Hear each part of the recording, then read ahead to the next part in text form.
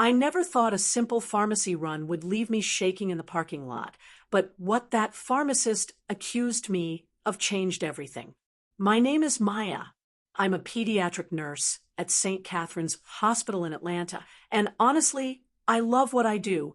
There's nothing like seeing a scared child calm down because you took the time to listen. That Tuesday started like any other. My shift had just ended, and I was exhausted. My daughter, Zoe, had been running a fever all night, and her doctor called in a prescription for antibiotics. I just needed to pick it up and get home. The pharmacy was quiet when I walked in, just me and an older white couple ahead of me in line. I waited patiently, still in my scrubs, my hospital badge clipped to my chest. When it was my turn, I approached the counter with a tired smile. "Hi, I'm here to pick up for Zoe Thompson." The pharmacist, a middle-aged white man with thin-rimmed glasses, didn't smile back. He barely looked at me. "ID," he said flatly. I handed it over. He stared at it for what felt like forever, then walked to the back without a word. He came back empty-handed. "We don't have anything under that name." I blinked. "That's impossible. Her doctor called it in this morning. Can you check again?" He sighed like I was wasting his time. "I just checked. Could you maybe look under my name? Maya Thompson?" Another sigh. Another trip to the back. This time, he came back with a small bag, but he didn't hand it to me. Instead, he looked me up and down, his eyes lingering on my scrubs. "This is a controlled antibiotic. How do I know this prescription is legitimate?" My stomach dropped. "Excuse me?" "I'm saying," he leaned forward, lowering his voice like he was doing me a favor. "I've seen people in scrubs before trying to pick up medications that weren't really theirs. I need to verify this." I felt my face go hot. The couple behind me had gone silent. I could feel their eyes on me. My heart was pounding so hard I thought everyone could hear it. "My daughter is 6 years old, and she's been sick for 2 days," I said, my voice shaking. "Her pediatrician sent this prescription. You can call the office." Or, he said, crossing his arms, "You can come back with more documentation. A letter from the doctor, maybe proof of guardianship." I couldn't believe what I was hearing. My hands started trembling. This couldn't be real. Proof of guardianship? She's my daughter. My name is on the prescription. My ID matches. What more do you need? "I'm just doing my job, ma'am. There's been a lot of fraud lately." "Fraud?"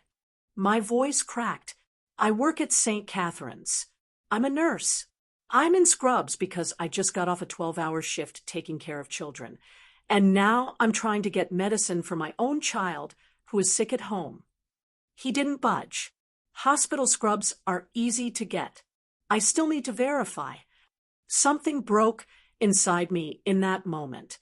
I thought about all the hours I'd spent comforting frightened parents, holding sick babies, working double shifts during the pandemic. I thought about my daughter at home, feverish and miserable, waiting for her mama to bring relief. And here I was, being treated like a criminal. I stood there, frozen, humiliated, angry, helpless. My vision blurred with tears I refused to let fall. The woman behind me cleared her throat. "Excuse me," she said firmly. The pharmacist turned to her, annoyed. "Ma'am, I'll be with you in a moment."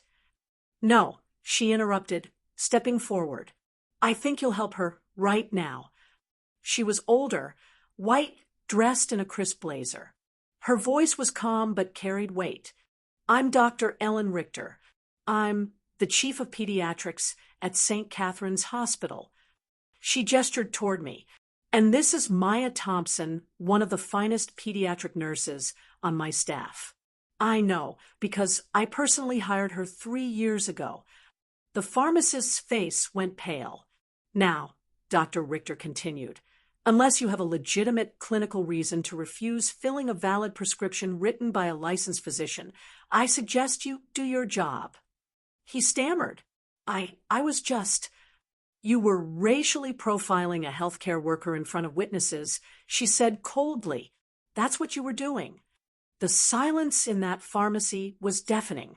Dr. Richter turned to me, her expression softening. Maya, I'm so sorry you had to go through this. I couldn't speak. Tears were already spilling down my cheeks.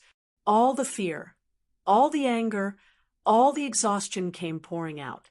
The pharmacist, hands shaking now, finally handed me the medication. No apology, no eye contact. Thank you, I whispered to Dr. Richter, my voice breaking. She squeezed my shoulder. You don't have to thank me for basic decency, but I will be filing a complaint with this pharmacy's corporate office, and I'll make sure they know exactly what happened here. I sat in my car for 10 minutes before I could drive, not because I was sad, because I was angry. Angry that I had to prove I wasn't a criminal just to pick up my daughter's medicine. Angry that my scrubs, symbols of the work I do saving lives, were seen as a costume for deception. But I was also grateful that someone saw what was happening and refused to stay silent. Grateful that Dr. Richter used her voice when mine wasn't enough. That day taught me something painful, but important. No matter how educated you are, no matter how hard you work, there will still be people who see your skin before they see your humanity. But it also taught me this. There are people who will stand with you, people who will use their privilege to amplify your truth. And those people make all the difference. Zoe got her medicine. She got better. And I went back to work the next day, head held high, knowing that I belong exactly where I am. I still think about that moment sometimes. When I'm putting on my scrubs in the morning, when I'm walking through a store, when I'm existing in spaces where people make assumptions before they know my story. But I also think about the strength it took to stand there and not crumble, the dignity I held on to even when someone tried to strip it away, the voice I found even though it shook, because I'm not just a nurse. I'm a mother, a professional, a human being, and I deserve to be treated like one. Thanks for watching. Don't forget to drop a comment. We read every single one. And if you enjoyed this video, please like, share, and subscribe to the Black Diaries. Your support brings us closer to our goal of reaching 1,000 subscribers.